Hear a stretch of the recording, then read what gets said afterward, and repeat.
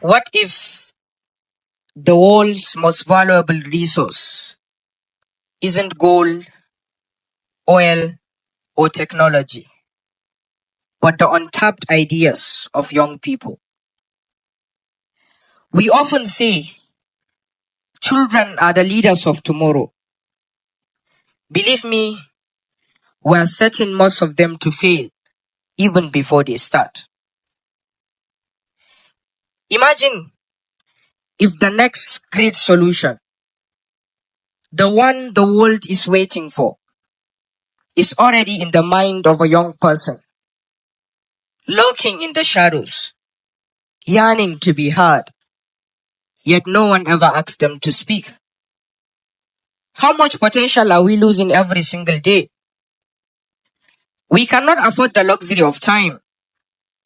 Our global population is getting younger, and so must we. Now is the time to involve children in decision making. Ibrahim Zanna Sunoma is my name, and I know firsthand what it means to be underestimated. I have spent my advocacy journey fighting for one simple truth. Children and young people deserve the chance to speak, especially when it comes to decisions being made that shape their lives and their future.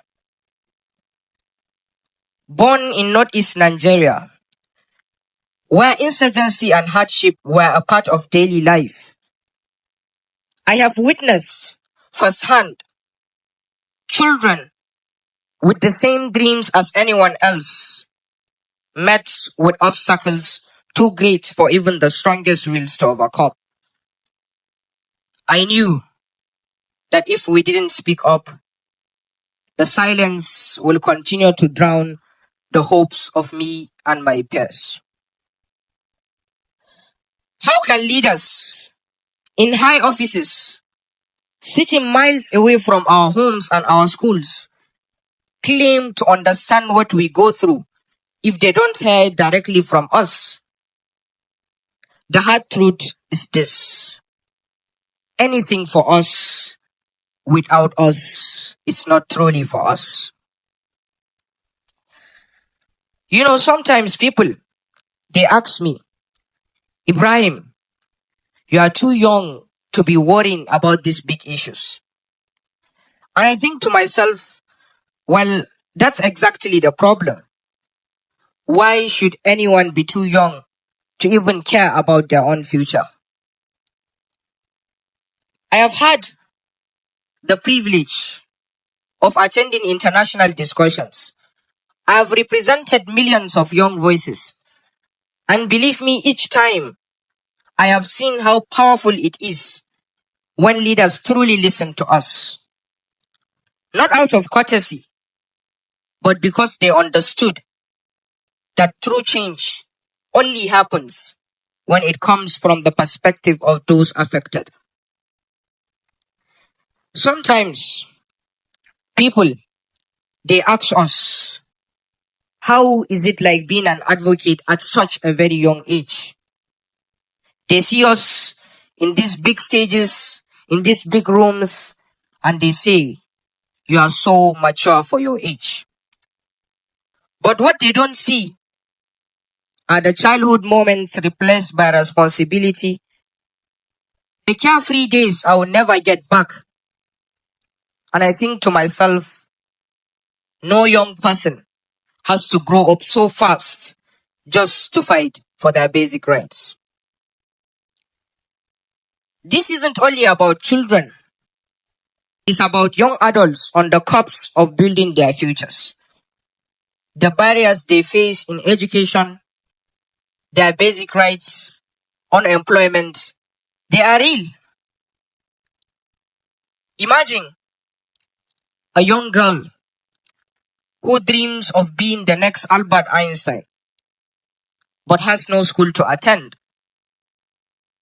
Imagine a young boy who is filled with ideas on how to become the most celebrated icon of tomorrow, but has no one to listen to them. These are not stories you find in the evening news. There are no cameras, no headlines, but they are real. They are a living, breathing reality for children who dare to dream. When young people and children are given the chance to share their ideas, extraordinary things happen.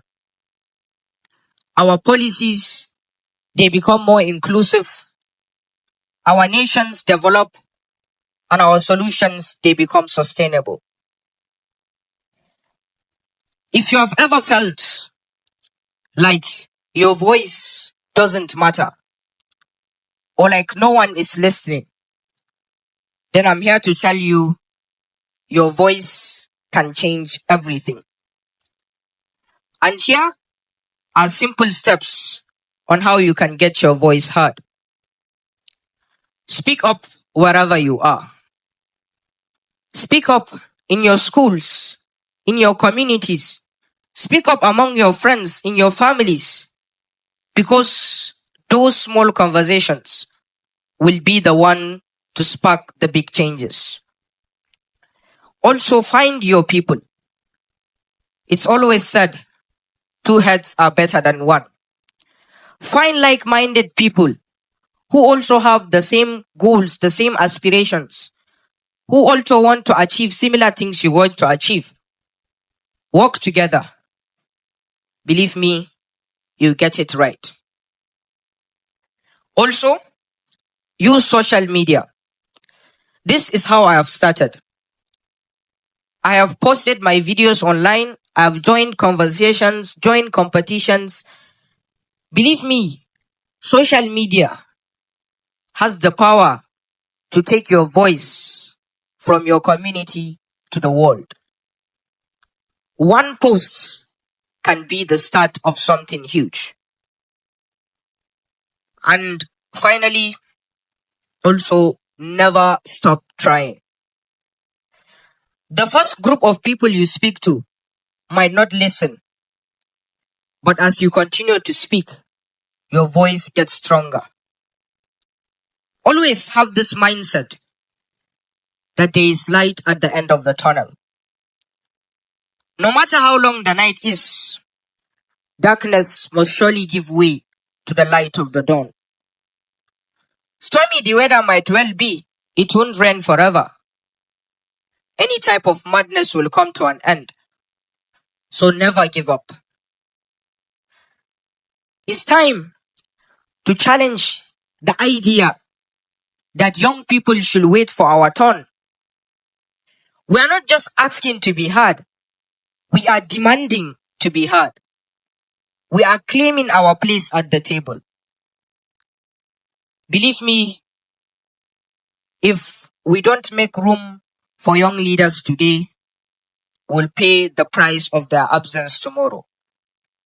Imagine a world where leaders and young people come to work together, share ideas. I can assure you, you can already imagine the outcome of such discussions.